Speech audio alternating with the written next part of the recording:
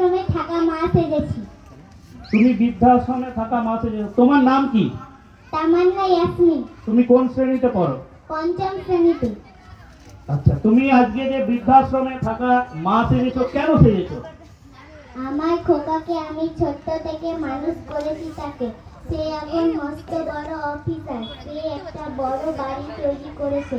আমাকে সেখানে নিয়ে যাবে বলে এক জায়গায় রেখে গিয়ে বলল, মা তোমাকে দুপুরে নিতে আসবো।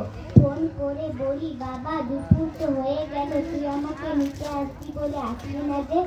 খোকা বলে, আমি ব্যস্ত আছি মা, তোমাকে পরে ফোন করবো। দুপুর তো পেরিয়ে গেল। খোকাকে ফোন করে বলি, খোকা বলে, তোমার সঙ্গে তোমার বৌমা নাকি থাকতে পারবে না, তাই তোমাকে নিয়ে আসবো না। আমি বলি যে আমি পতা নাতনির সঙ্গে থাকবো, বৌমার সঙ্গে থাকবো, আমাকে নিয়ে চল এখান থেকে খোকা। খোকা বলে, আমি তোমাকে নিয়ে আসতে পারবো না তোমার বৌমার কারণে। আমি পয়সা পাঠাবো আর তোমাকে দেখতে যাব। খুব সুন্দর। ঠিক আছে, যাও। মা সব থেকে পবিত্র শব্দ, এবং মা ছাড়া কোনো কিছুই পৃথিবীর ভারসাম্য বজায় থাকে না। মা শিশুদের ঘরের কারিগর এবং সব কিছুর জন্য মা অপরিহার্য।